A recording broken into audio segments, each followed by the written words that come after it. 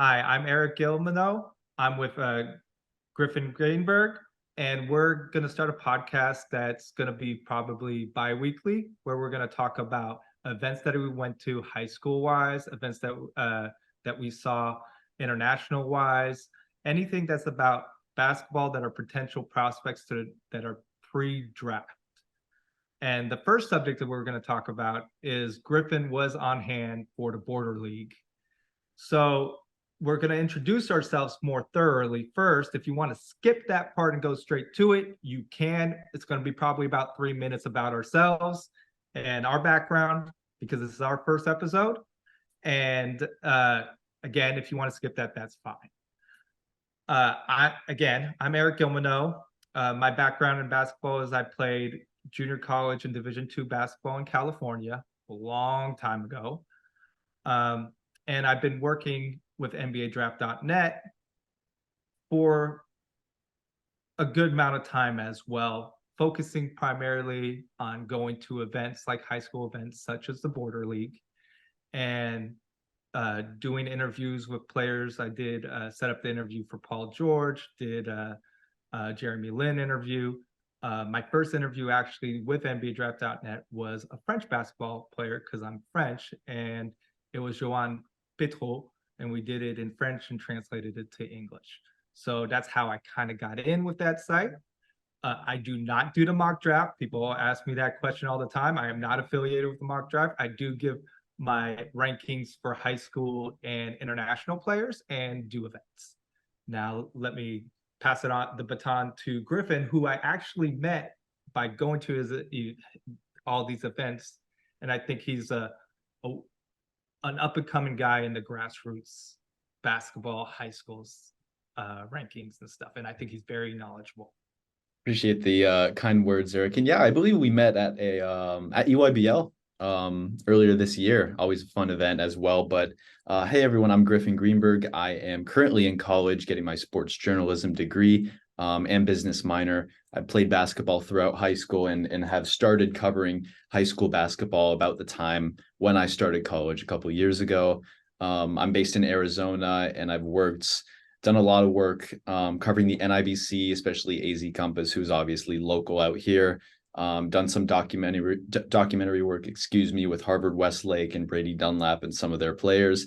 And I kind of like to get my feet wet in a bit of everything on the media side in journalism. So I do photography, videography, writing, audio. So just a little bit of everything. I've worked with a few outlets here and there up to this point, and I'm excited to get started with Eric on this new journey of our podcast. And you currently work with Strictly Balling Yep. as well? Exactly. Correct. Right now I work with Strictly B-Ball. I provide them their weekly newsletter, which is something we do just covering high school basketball, obviously on a week-to-week basis throughout the season, which we just started up. And I just want to add that although we work with other affiliates, neither one of those affiliates have anything to do with this podcast. Right. So let's go ahead and tell me a little bit about the Border League and what you saw last week. Why don't we start out with the top name there, Cooper Flagg as a prospect, how you saw he did, how well he played. Again, I watched those games on TV, but it's nothing like being there live. Yeah, I mean, looking at Cooper Flagg and that whole, obviously they went by Florida Eagles, but it is Montverde, Eric. That whole Montverde team, they looked way ahead of the pack for the majority, I'd say, of the event. I mean, the first 2.5 games is they looked really dominant, and obviously that's headed by Cooper Flagg. He averaged 19 points, I think 7 or 8 rebounds a game, and 4 assists and a couple blocks. So just doing it all, a jack of all trades, as we know, and he's no doubt, I'd say, the number 1 player in the class. I think it's pretty hard to disagree with that at this point. Obviously, 2024 class now, so he's a senior now, but I mean, he was just dominant at this event from start to finish. I love how engaged he is, especially with his team. And that's something I'll bring it up a couple more times throughout this podcast. But a lot of these top players are top players because of how much they communicate and how engaged they are in the game. And you can definitely see that in Cooper Flagg. I've heard a few things from people, just in social media and just around, saying that his weakness is scoring. And I'd say that that is somewhat true, just because everything else about his game is so good. And if you had to pick one thing that he can improve on a little bit, it's scoring. Regardless, he's still number 4 in scoring at the event, which is insane. But he's a player that's unselfish. Obviously, we know that he doesn't need to score 30 points to help his team win. He'd rather get 10 assists and, do some damage on the boards, and in other ways too, which is why he's the top prospect, and why he looked most dominant out here at Border League. Now, you saw him at EYBL. Did you see some improvement from that event to this event?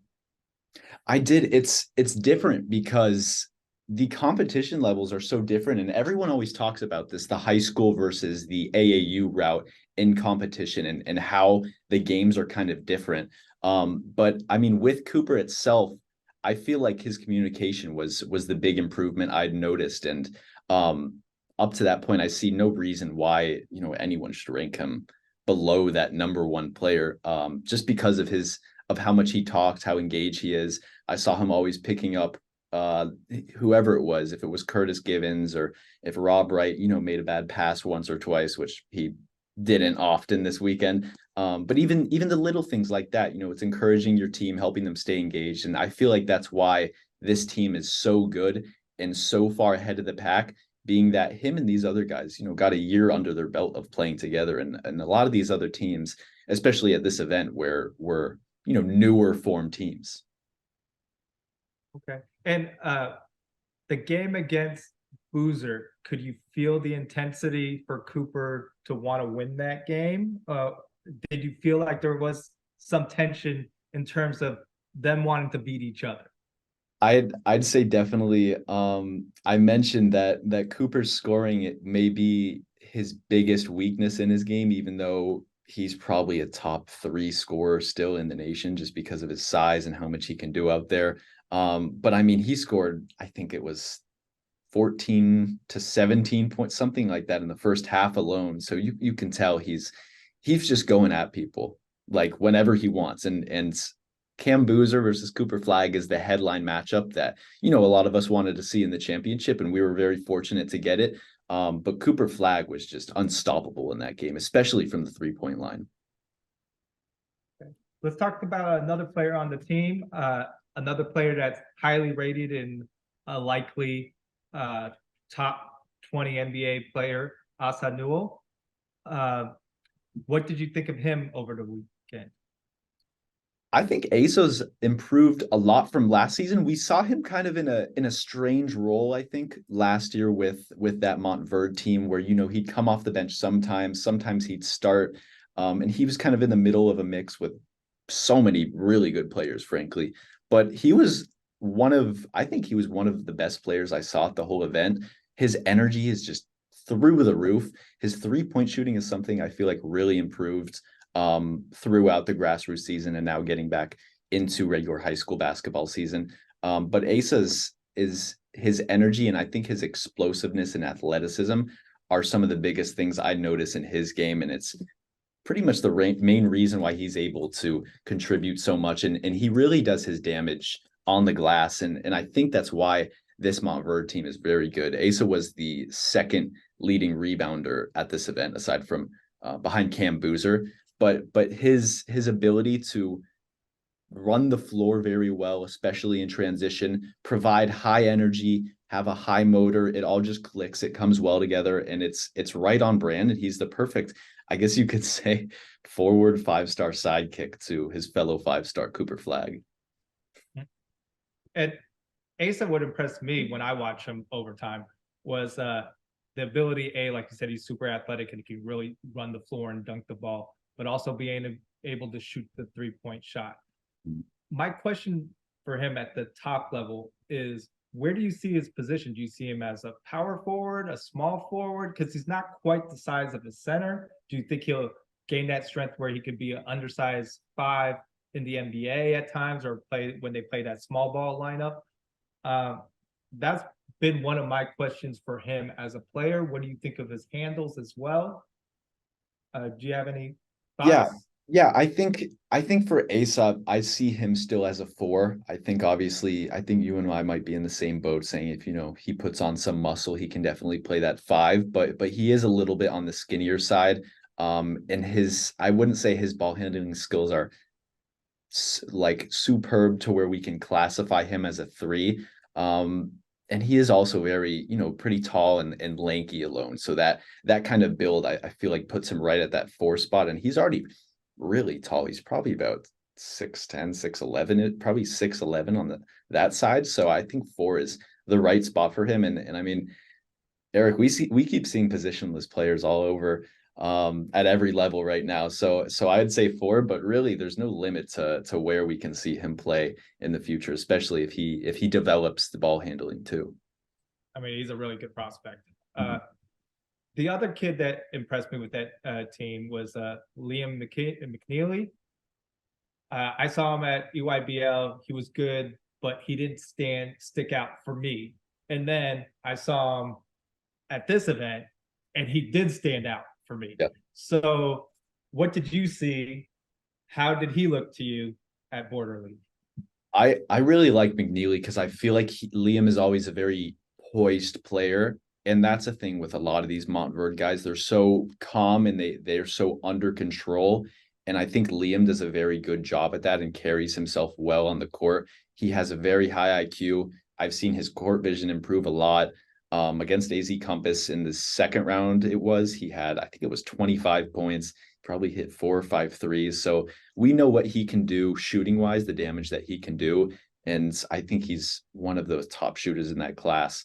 But he can do so much aside from that. He's really good at reading the passing lanes. I feel like his IQ is the main part of his game that he doesn't get enough credit for. But I think I have it right here. He averaged 2 steals a game, which is obviously very good. That was second overall at Border League. And I think he's someone that doesn't, like I said, get enough credit for IQ, but he does a lot of the little things very well, especially on the defensive end. He can hold his own very well. He's got, a nice 6'5", 6'6" frame, very nice base, and it's easy for him to stay in front of people if he just moves his feet. And a very pretty shot. Definitely, 100%. Just going down the line for that team. Mhm. What did you think of Derek Queen? We saw him together at Under Armour event here in Phoenix, and for his AAU, he obviously played a little more defense at this event. So curious of what you thought of him defensively, because we didn't get to see a lot of defense from him at that event. Yep. Position wise, do you see him? You think he's going to be more of a four, more of a five? All those sorts of questions. And overall, what did you think of him at Border League? I thought he was, I think out of everyone, maybe with the exception of Asa, he was the most, and Cooper, obviously, he was the most efficient on that Montverde team, maybe even more than Cooper. Scoring wise, I mean, he does most of his damage predominantly in the paint inside.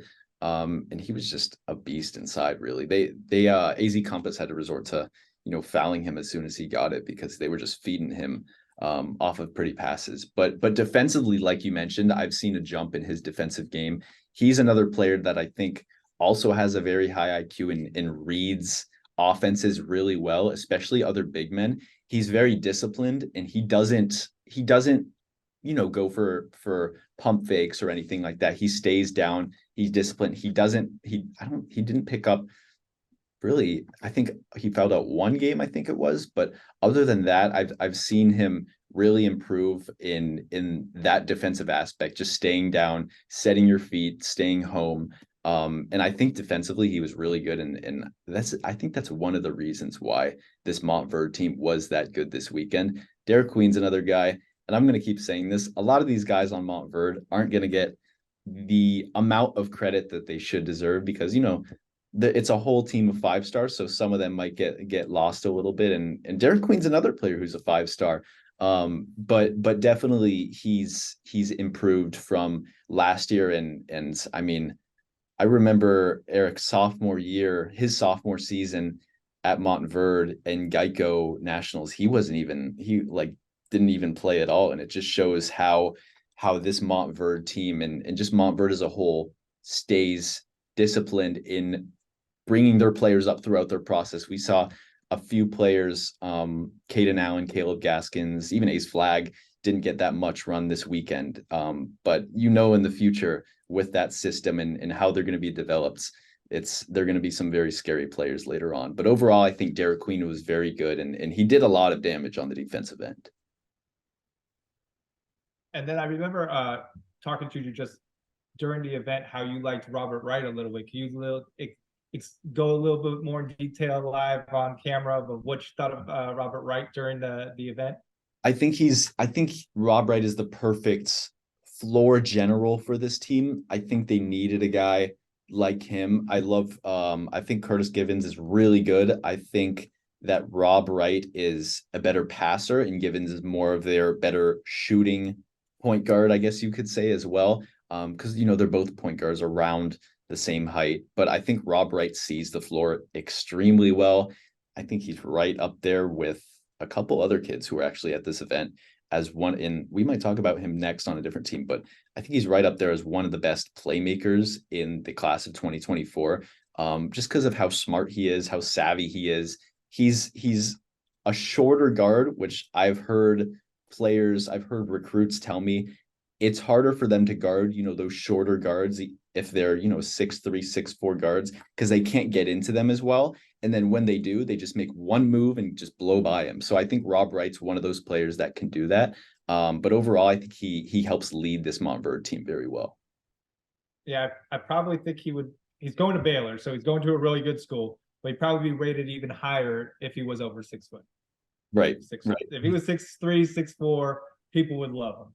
And he's still ranked and he's still really highly rated guard. Still top 40. So top 40. So that tells you how skilled and how well he's perceived. Yep.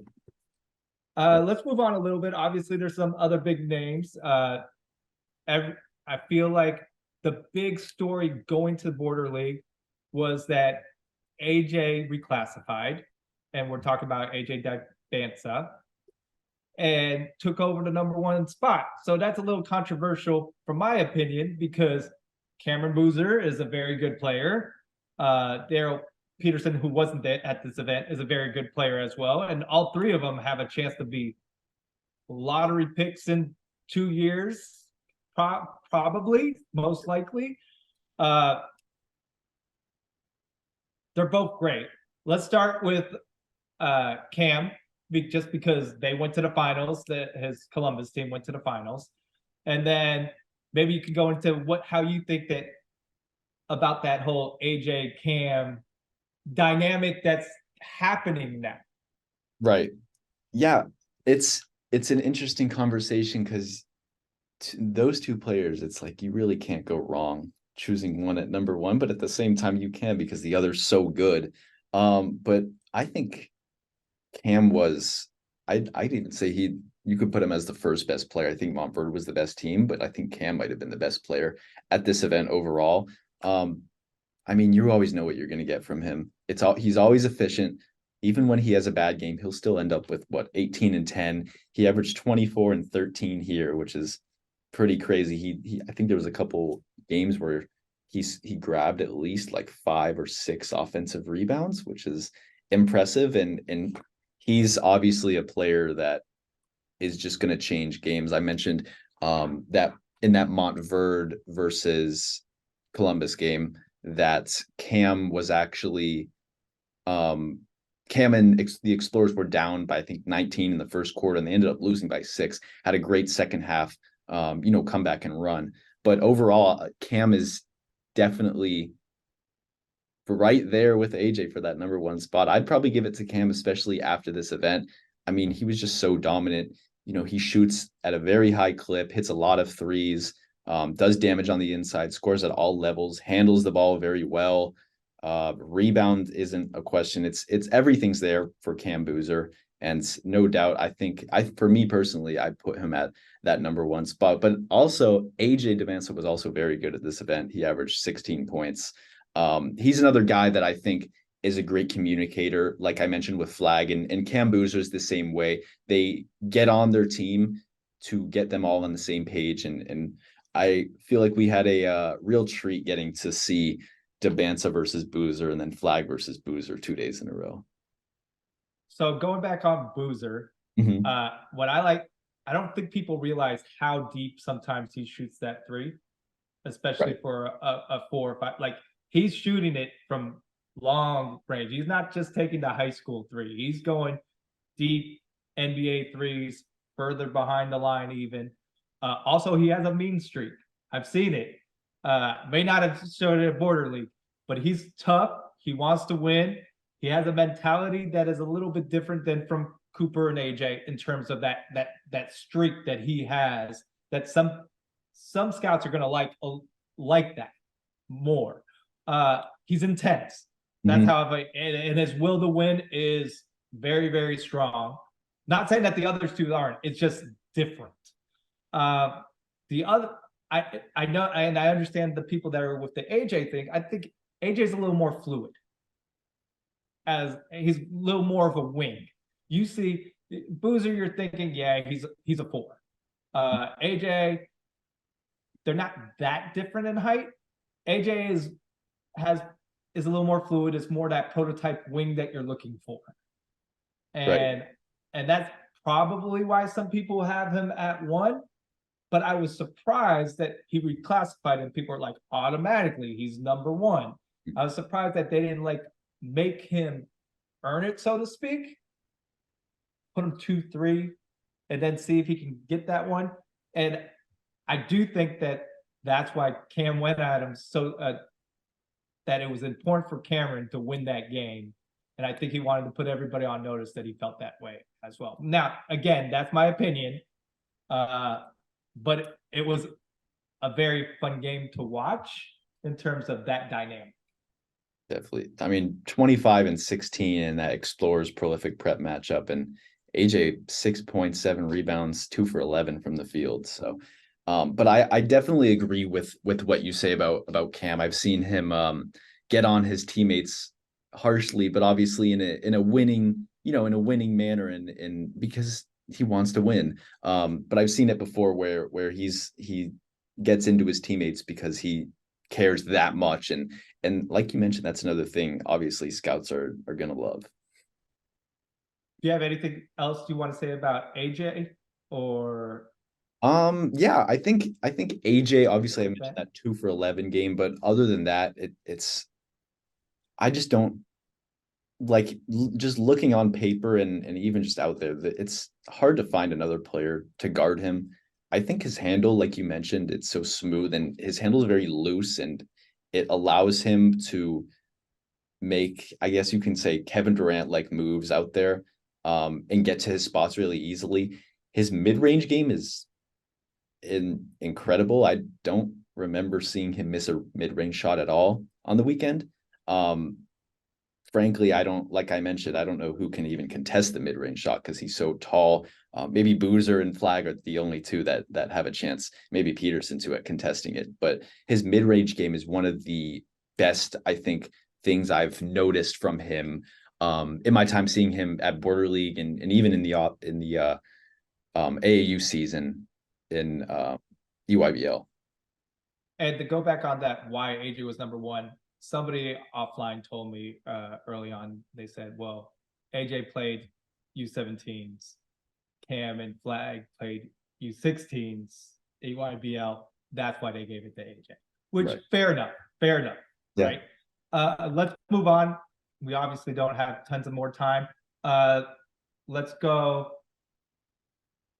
Anybody else on that team?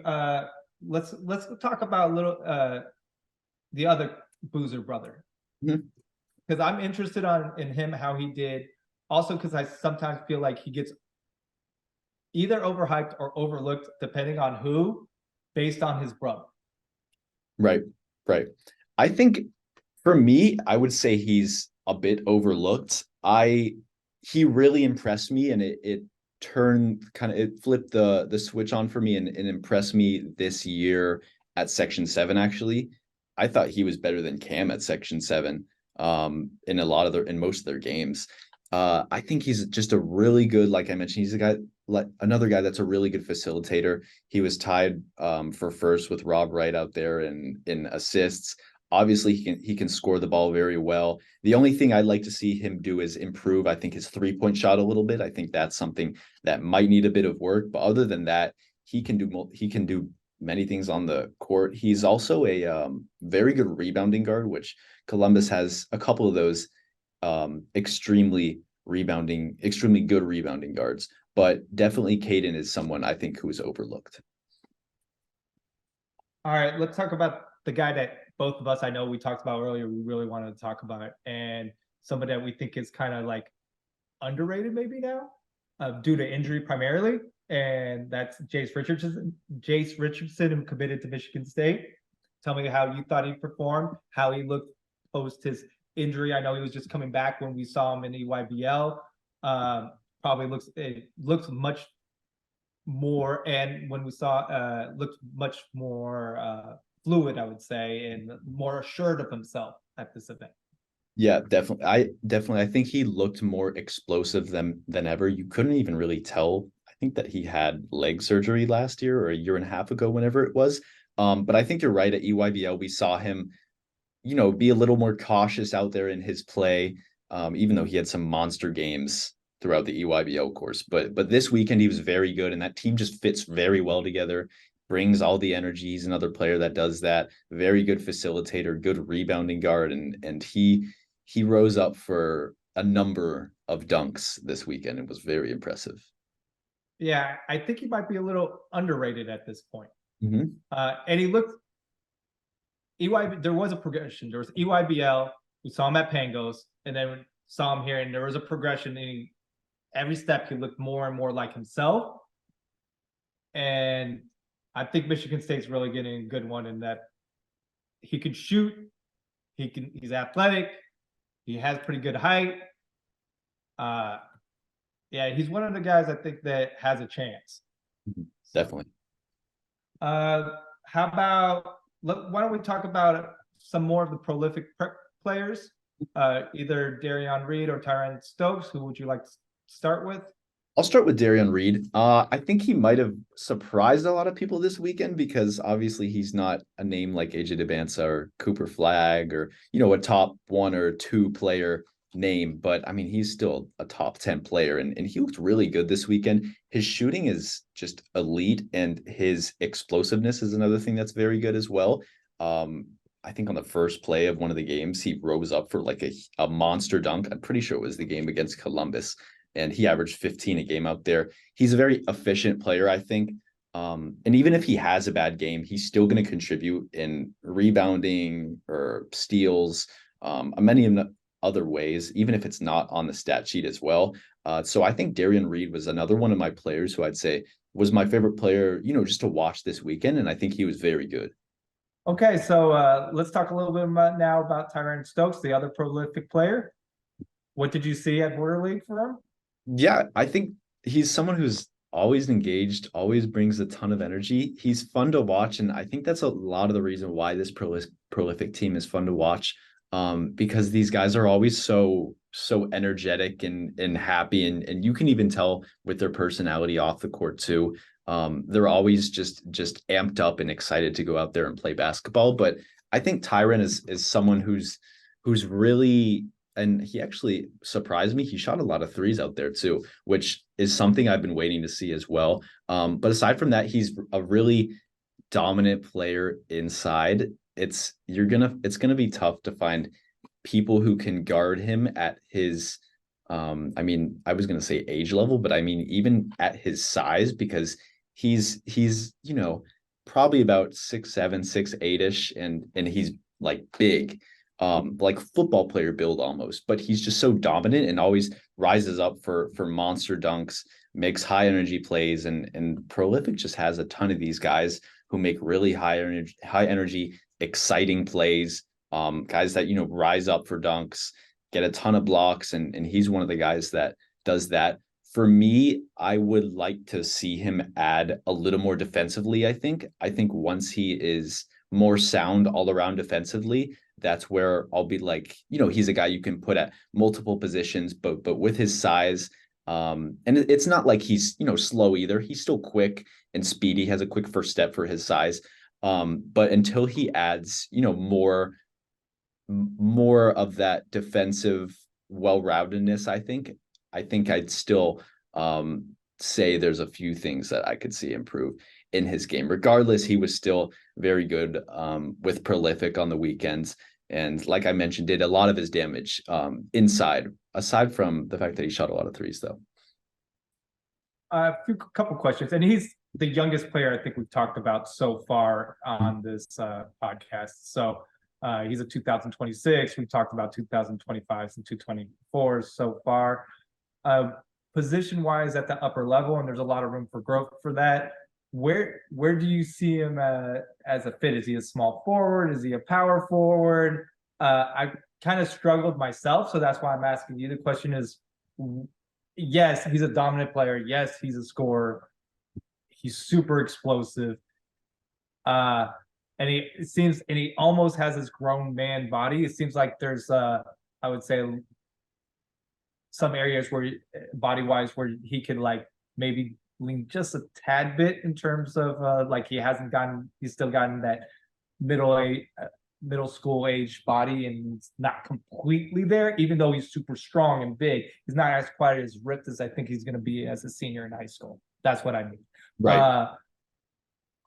Again, he's 2 years younger than those kids. Where do you see him in terms of position? Where do you see him? I think he's matured a lot, even in the last 4 months, 3 months that I've seen him progress from grind set to EYBL and then now you watched him at Border League. And just give me a little bit position wise. What do you think?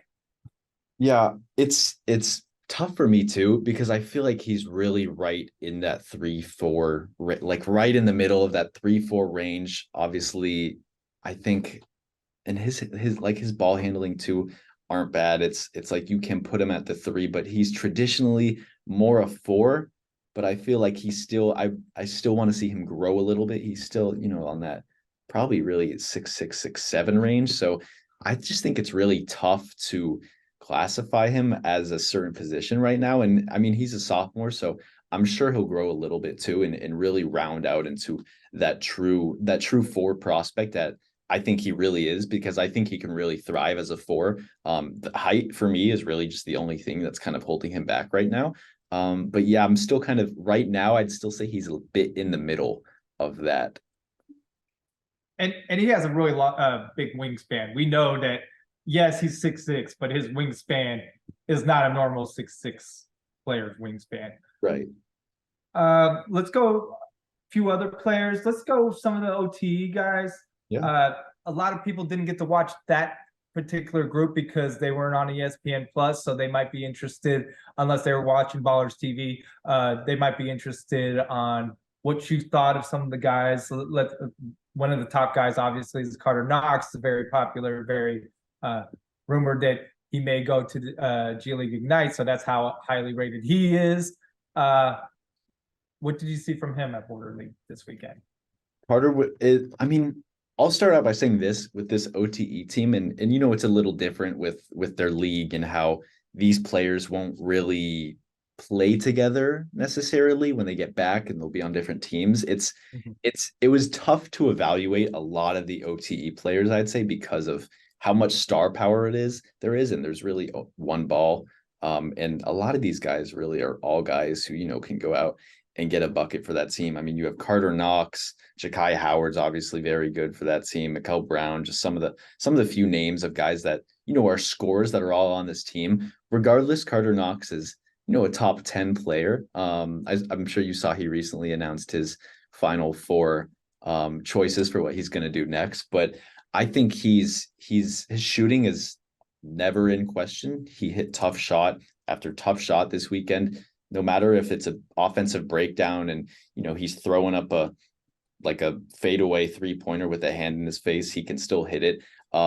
His long arms, I think, are another thing that helps. And I don't know if you've noticed that, but he has very long arms. It helps him, disrupt the passing lanes and get some blocks. And obviously he's very athletic and a very well-rounded, I'd say, prospect because of that. But overall, I really still was impressed with his shooting. He's someone where Whenever I see him at events, I'm always looking at different things in his game personally to see if I've noticed anything different. And this weekend it wasn't different in the fact that he still is just the same elite shooter that he has been in the past and at other events really. Okay. Did you see any, like, for me, when I saw him at EYBL, he seemed to be a very efficient player. Did you see that same sort of efficiency at this event in terms, or because of the OT style, was he a little bit more freestyling? It did seem like a little bit, not even freestyling. It's just, he's not going to get as many shots to put up a good enough sample size to be as efficient because of how many, star players they have. So for me, that was just kind of the main thing. Usually, like you mentioned, though, he is very efficient. And when I've seen him, he shot the ball very well, always has, a pretty good stat line and contributes very well. So. And you mentioned as well, Mikael Brown. What did you see from him at this event? Yeah, he was. I watched OT a few games, and he was the one really manning. And it was kind of strange too. I'll throw out this. They kind of grouped the players on that team where they sub them in fives or like 3 to 5 players. They'd throw them in, have them play for a bit, have the next rotation come in. Sometimes I didn't even see a few players play at all, which was a little weird. Like 1 or 2 minutes in some games for some players, but Mikel was the one really running the show at the point guard position this weekend. Like you mentioned, we were talking about a little bit off camera, grown a little taller than he was before, and he looked a bit short out there last season, but he has grown, and it obviously has helped him with seeing the court. And I think that's something he was very good at before. Very good court vision, probably among the top in his class, especially for the number 1, number 2 point guard in his class. But his efficiency is something that I did see. Regardless, like I mentioned, OT, it was kind of hard to measure. He's someone that every play, he's doing something that the other team, has to adjust their defensive set on, or really just has to change it completely because of how good he is. He shoots the ball very well, passes very well. I think that's the strongest part of his game, his passing, and then his finishing is also extremely good for someone who's at, that 6'2" height range. Now, let me ask you, was there anybody when you watched the game that could guard Peyton Marshall? Like, was there a legit big man that could stay in front of him? If there was, they were picking up a foul. I'll say that. Mostly when people were guarding Peyton Marshall, and I saw it a couple of times, especially with American Fork did a lot, they would just try to step right in front of him and take a charge, which a lot of the time that's not the best idea, and it's not going to be a fun time for that defender when you're going up against Peyton. But Peyton Marshall was actually someone who impressed me just because of his size, and there was really no one out there that could guard. And for listeners, how tall and how big estimated is Peyton Marshall? Oof. Peyton is, I'd say he's right at 7 foot, probably 6'11", and he's probably 290, 300. So he's a very big boy. He's a big boy. Yeah, definitely. Missouri commit, and that Missouri class, just next year's recruiting class, top class in the nation. So he's going in there with some other very good players as well. Did you by any chance get to see Mercy Miller play? Yeah, Mercy, the game I saw him twice. The game I saw him, I believe it was the ESPN game as well. So, good for him and a nice, ESPN showing, but he had, I think it was 31 points. Didn't shoot the 3 ball that well. I know what he can do from 3. I've seen him, I think it was last year at Hoop Hall West. I've probably seen him shoot like 5 or 6 in a game from 3. So, his shooting isn't in question for me. He's just a player that impresses me every time with his fluidity and how he really just gets to the hoop. Mercy's a guy where, the teams will throw 2 or even 3 sometimes defenders at him to just disrupt him and try to make him, give up the ball on a very different Notre Dame looking team. And I saw that a lot this weekend, but he stayed very under control. That game where he had 30, 31, he play the whole game. I think he only had like a couple turnovers, which is very good. He's still a very good passer. That's something I feel like he doesn't get enough credit for, is his court vision. And he's able to do that because he's just able to break free and break away from the defense so many times, especially in transition. I have to ask this because he's a University of Houston commit. How is his defense? His defense was, I actually was, I'd say a bit surprised, because before I've seen him play in EYBL, and defense was the main thing that I thought he needed to work on a bit. And going to Houston, that's a very defensive minded team, and it's a defensive culture over there. But he was very good on defense. In the game against the Storm Hoopers, which is Oahi and Liam Campbell, I think he guarded Campbell a good amount of times, and Campbell still had 20 points, but not efficient shooting wise. And I think Mercy is someone that has impressed me with his defense, because he's able to react very well if he's a step slow, or he's just a little bit behind. He's able to catch up in an instant, and that's just because he's so quick. And obviously a lot of people know the athleticism that he has as well. So next question I have, and again, I didn't get to watch him play at this event, but he was one of my favorite players at Section 7. Brandon McCoy, how was he? What did you think of him? He's a younger player as well. He's a class of 2026. Yeah, he's, for me, wingspan, length, position. There's a lot of things that make sense. He didn't play a lot for the USA U16 team, but that's a loaded team as well. But he did very much impress me at Section 7. And what did you see from him at Border League? Yeah, I think his two-way play is something that caught my eye the most, how he's able to impact the game at such a high level on both ends. And that's why, he's a 5-star prospect. His first step is very impressive as well. And obviously his explosiveness and really his athleticism is I think probably among the best in that 2026 class. But overall, I think with Brandon, something that I've wanted to see him grow in was kind of not even that communication, just mindset, because at times I've seen, and it's not just him with this St. John Bosco team, at times they don't play up to how they should be playing, because they have some very good players, Brandon included, and obviously guys like Elsie Harrington, Cade Bonham, a couple of those guys, Jack Turner.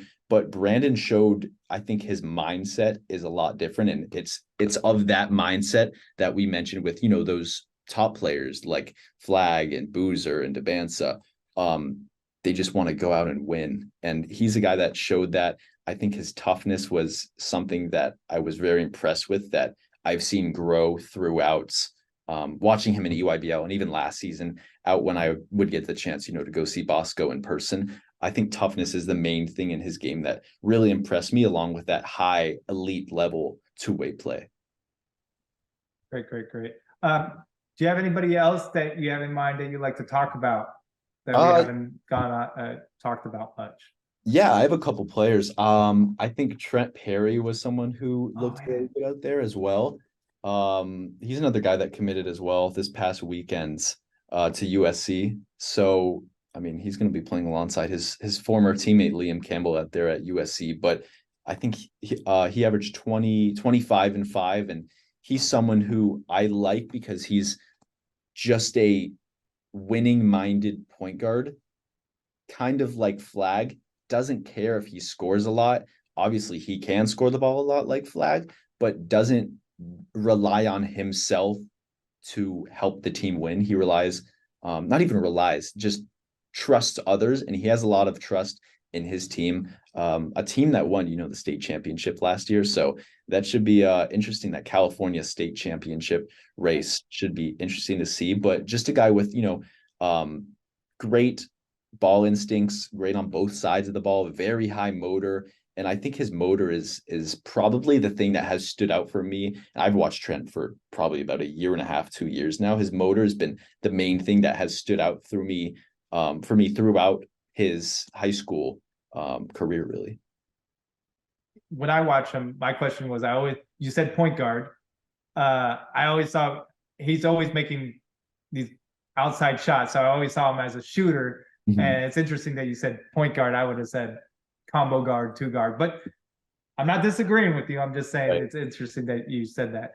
I do agree though. I think he's right on that point guard combo guard line.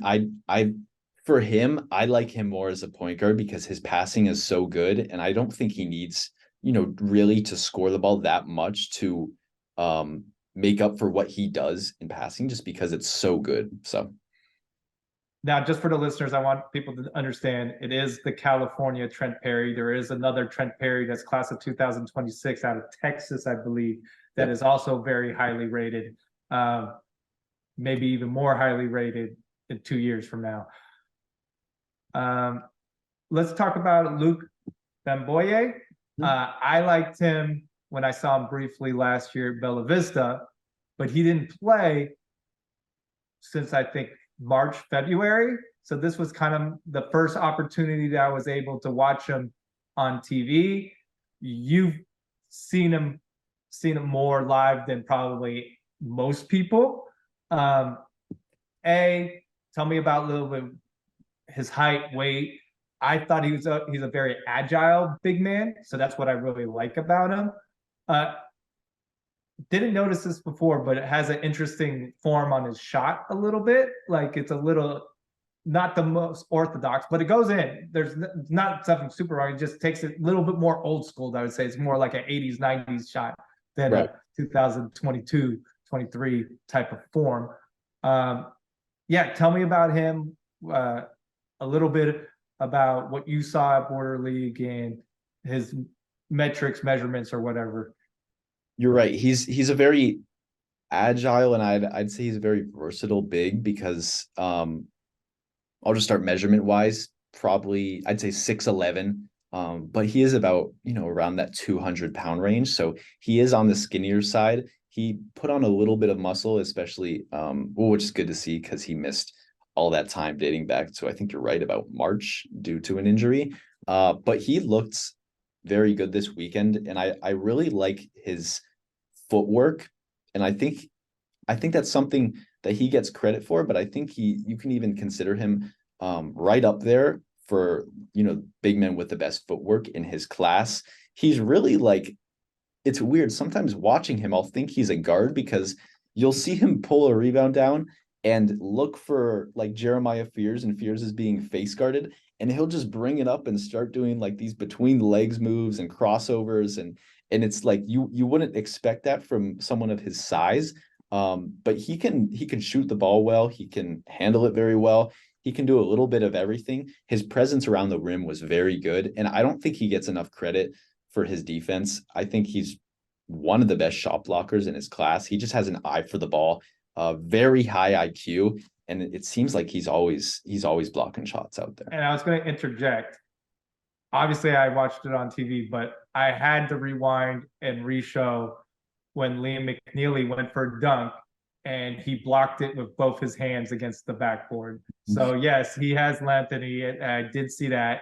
Um, he did go against some pretty big, highly rated players, right? He went against Aiden Sherrill from Prolific, who's one of the top bigs centers in the class. He went and obviously went against the Montverde team. I think he's a little underrated just because he didn't play this summer. I think it maybe by the end of the year he won't be, but I think at this, and the fact that he did so well, it seemed like that was one of the ESPN guys they were featuring a little bit during the telecast. That he maybe that's out of the bag now, but if you want to elaborate on that, you can. If not, Yeah, that Bishop Gorman game he had, I think it was 18-6. He looked very good. Bishop obviously, and I was talking about it with Luke, who obviously, all these players expect they're going to do very well, and he was the same, but I think he got even better regardless of stat line as the weekend went on, because obviously you're playing very good talent when you're matched up with 5 stars on Montverde. And I have a couple of his stat lines too. Didn't play a lot in the final game because he got into some early foul trouble. Was into a little bit of foul trouble as well against Florida Eagles. I mentioned AZ Compass ended up fouling Queen. Queen had 10 free throws that game. So Luke fouled him 3 or 4 times, but still 9 points, 8 rebounds, 4 blocks against Montverde. It's a very good stat line. 8 points, 6 rebounds, 2 blocks against Prolific. Obviously, just that and the first stat line that I mentioned from that 18.6 rebound game, very efficient player. And I think you're right. I think he's another player that's really underrated, and he does everything so well. I love, like I mentioned, I love his footwork, and I still think his defense is just right up there for, really up top among that 2024 big men class. Yep, I agree. Anybody else you'd like to talk about, or you think we're good for this event? I'll just briefly touch on a quick cool things I saw. American Okay. obviously always a very fun team to watch. If you guys out there listening don't know them, they're a team from American Fork in Utah. They always play very well together. I believe it's where Jackson Kohler went before Southern California Academy. He's at Michigan State now, as many of you guys may know, but they're very good, led by Tiger Cuff. Tiger Cuff he's about 6'4", 6'5" now. He's grown a little bit, but he does everything well, and they're an exciting team to watch. So I will say, if you ever need a team at these high school events who you're just in a different, like maybe even a second gym, because sometimes they put them in the second gym, which to me is cruel based on how fun this team is to watch play. They're a team to go see because they lost to Overtime Elite by 3. I've seen them. They beat Sunrise Christian last year. They're a very good team. Another good Utah team, I will say, Corner Canyon. I think Brody Kozlowski is someone that everyone should see play. He's just an exciting player to watch. He looks like a tight end out there. Like he looks like he's playing the wrong sport just because he's so big and buff. And this past weekend, he shot a lot of threes, which was something that I was a little interested in because he mostly shot threes when I was watching them, but they were going in, and he had some pretty efficient games. I was going to say about Brody, I saw him at Section 7. He has a little bit of chip on his shoulder too. Definitely. Like he's a confident, cocky, like things that you like when you're an underdog type of team. He's gonna provide something to your team, confidence to your team. Right. So yeah, he stood out at Section 7. I actually wrote about him. I remember for NBA Draft Net in the Section 7 report. Sorry to interject. If there was anything, go on. If you had anything else. No, that's all for me. Those I do have a question in terms of how good do you think this Montverde team is? Do you think is it one of the best teams you've seen in the last couple of years? Do you think that? I mean, we saw how dominant they were against Columbus and obviously against Prolific, I believe. No, it didn't play Prolific. No. Who do you think can beat them? Link Academy? I think Link right now is the only team that I would say could beat them. I will say they do play Columbus again, December 1st. The Montverde schedule is out too for anyone who just wants to go see it on their site. Tough schedule, but I think like you said, I think this is probably the best team I've seen in high school basketball, since probably the best team I've seen since I've been covering it for the last few years. They're so dominant and they just click really well. I think the main thing for me and why this team is so good and why I think they're so far ahead of everyone right now is because they've all played together for a year, and it's the same pretty much starting 5 with the exception of Givens. Even then they'll switch Givens out for Asa and go even bigger. But I mean McNeely, I said Givens, the exception of Rob Wright, who they could switch out for Asa. But McNeely, Asa Newell, Cooper Flagg, Queen, Givens. I mean, those are their main, their main core of guys that will play, and they've got a year under their belt. They're comfortable together. You can see it on the court. They know how to play together. And they probably averaged about 80 points this past weekend. So I think right now for me, Link is the only team I think that we could see stopping them right now. They do play Prolific January 14th. I think Prolific just needs a little bit more time, to develop a little, play alongside each other. That's obviously another very talented team with a lot of highly rated players. So obviously that'll, help them out a little bit, just getting some time under their belt. But as of right now, Montverde is by far the best team, I'd say, in high school basketball. Yeah, the only thing that could hurt them for me is that they don't have the most depth in the world. Mm-hmm. So if there was an injury or two, then things could change. But provided everybody's healthy, different subject. Exactly. What's on tap for you in the next couple of weeks in terms of basketball? Have anything going on and stuff? Yeah, the main event, it's cooling down a little bit right now, but obviously there's some local events out here that I'm probably going to get out to. Here in Arizona, some non-national events, but main events next month. I think it's around probably a month from tomorrow, out in Utah for a few games out there, which I know should be a stacked lineup. AZ Compass is out there. I know Link Academy, Sunrise Christian. So that should be an exciting event. Obviously, I want to definitely going to follow and tune into Border League this week. And I don't know if you knew about it, Eric. There's Border League East now, which is out in Virginia. So definitely going to watch some of that. But yeah, that's pretty much it for me. Mostly just trying to see what's out there and get to as many events. How about yourself, though? I'm actually going to Paris. Going to watch some draft hopefuls in France for a little bit, just in the Paris region. So if it's not in Paris, probably not going to make it this time around.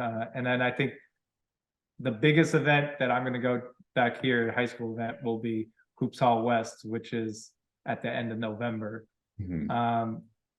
So hopefully we'll have good content about either from me, from the French, from what I've seen in Paris, or from you, what you've seen in Utah. And I think that will be our next podcast talk. Definitely. Sounds good? That sounds good. All right, man. Later.